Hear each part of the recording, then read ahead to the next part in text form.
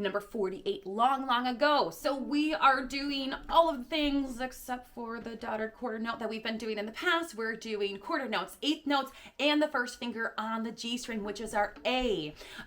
This is very similar to the one in the Suzuki book, but over a string. The one on the Suzuki book, I think, is on the D and the A string. So we have 1, 2, and 3, 4, and 1, 2, and da. 1, 2, and da. 1, 2, and da. 1, 2, and 3, 4, and 1, 2, and da. 1, 2, and 3, 4, and da. Rest, rest. 1. And so we're having that rhythm almost the entire time. So happy, so happy, so happy, long.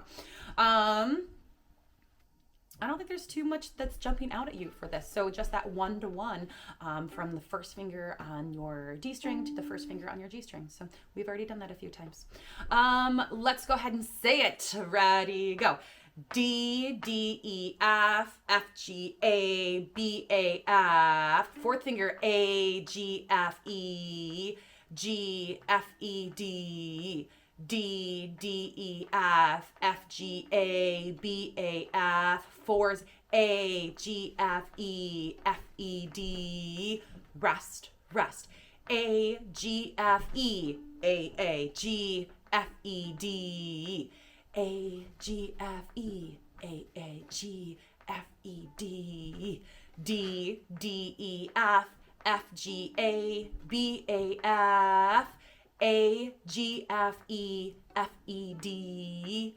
Rest, rest. So when do we do a fourth finger versus an open A? If you can stay on the string. If we're not going to play a B or anything higher than that A, do a fourth finger.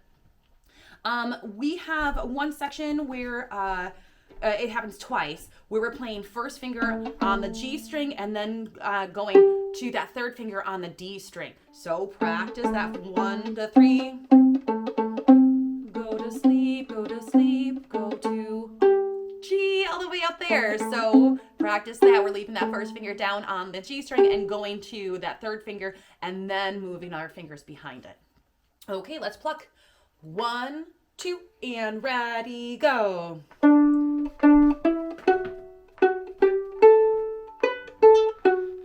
4.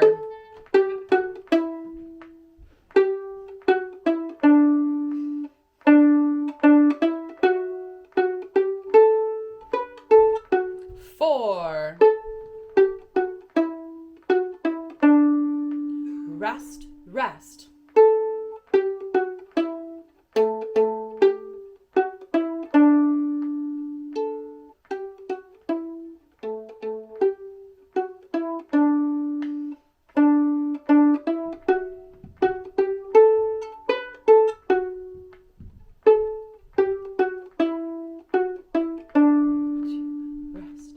'Good.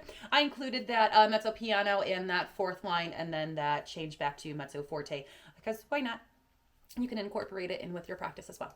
Right now with the bow. 1, 2, and ready, go. And